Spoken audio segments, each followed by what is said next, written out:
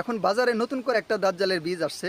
এই দাজ্জালের এই বীজ আব্দুল মালিক মৌলভী আমাদের তার কিভাবে সাহস হইলো আল্লামা আব্দুল ঈদ মালিক মিলাদুন নবী সাল্লাল্লাহু আলাইহি সাল্লামের বিরুদ্ধে বক্তব্য দেওয়ার? ভাষায় অনেক কটু কথা বলেছে।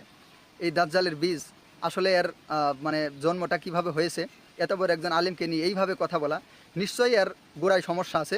এটা অবশ্যই খোঁজ নেওয়ার দরকার। কারণ এরকম একজন ব্যক্তিকে এইভাবে সে কখনো কোনো হালাল সন্তান এরকমভাবে এত নোংরা কথা বলতে পারে না। কিন্তু এই দাজ্জালের বীজের আরও কিছু কার্যক্রম দেখলাম। সম্ভবত এই দাজ্জালের বীজ এখন এই সমস্ত উল্টাপাল্টা কথা বলে সে একটা কিছু করতে চাইতেছে আর কি। এই সময়টা একটা সম্প্রীতির সময়।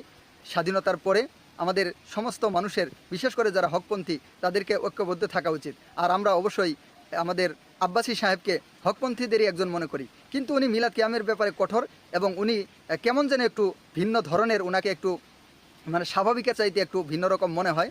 তারপরেও উনাকে আমরা হকপন্থীদের মধ্যে একজন মনে করি। কিন্তু এই নমরুদের ছেলে দাজ্জালের বীজটা এমন কিছু ভিডিও করতেছে, এমন কিছু কথাবার্তা বলতেছে, সে যেন একটা ঝামেলা তৈরি করতে চাইতেছে। তো এই জন্য আমাদের সাবধান থাকতে হবে। আর আমি এনায়েতুল্লাহ আব্বাসী সাহেবের যারা দায়িত্বশীল ব্যক্তি আছেন তাদেরকে দৃষ্টি আকর্ষণ করব, এই দাজ্জালের বীজটাকে একটু আটকান।